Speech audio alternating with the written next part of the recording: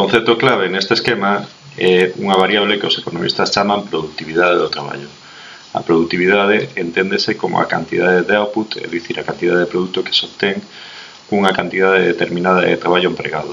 É dicir, por exemplo, a cantidade de produtos que podemos obter cun número determinado de horas de traballo ou cun número de traballadores.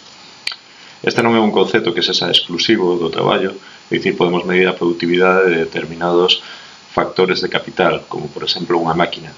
É dicir, nos podemos medir, pois, por exemplo, a productividade dunha máquina e compararla coa productividade de outra máquina calquera. E sería a cantidade de produto que se obtén por unidade empregada de máquina. Pois, por exemplo, por horas de máquina empregada. O que sucede é que, como vimos no curto prazo, o factor predominante, o factor que determina a función de producción é o traballo. Entón é habitual pois expresar a productividade do traballo como a productividade fundamental a hora de estudar as diferencias que existen na produción entre dúas empresas, por exemplo.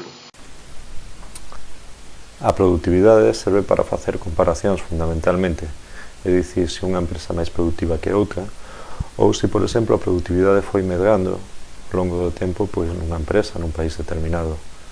A productividade é unha medida de eficiencia técnica dos recursos productivos, é dicir, canto máis eficiente un recurso productivo, máis producirá. Por lo tanto, a productividade subirá. Por exemplo, o número de pezas que fabrica un traballador por hora. Canto máis eficiente técnicamente ese traballador, pois máis alto será o valor da productividade neste caso. A productividade, como vimos, pois é un concepto fundamental, é un concepto que ten que ver coa produción, é un concepto que ten que ver coa forma da función de produción que nos vimos. Que queremos dicir con isto? Bueno, pois que, lóxicamente, cando a función de producción presenta rendementos crecentes, é dicir, cando cada vez ten unha maior pendente, quererá dicir de alguma maneira que a productividade está medrando. E, se a función de produción ten rendementos decrecentes, é dicir, entramos na fase da curva en que cada vez ten menos pendente, eso quere dicir que a productividade está decrecendo nese momento. As melloras na productividade do traballo deberían levar, lóxicamente, a aumentos no salario, pero os datos non reflexan isto realmente. Na práctica non se dá esta correlación entre maior productividade do traballo e maiores salarios. Non sabemos por qué. Haberá que preguntarlo, pois, lóxicamente, a quenes son os que pagan os salarios.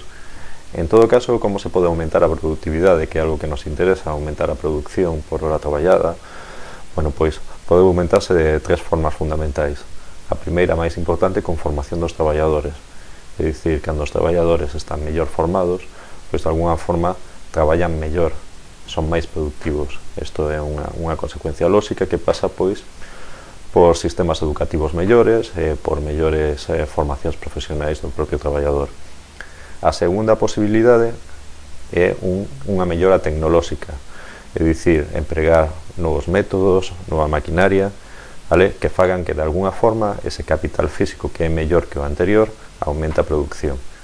E a terceira posibilidade é a pura e simple acumulación de maquinaria. É dicir, canto máis máquina acumulemos, lóxicamente, como a máquina se supón que ten unha productividade maior que a do traballo, pois deberíamos de alguna maneira, pois conseguir aumentos na producción, sobre todo cando partimos de niveis de producción moi baixos relativamente. Estas son as posibilidades que temos.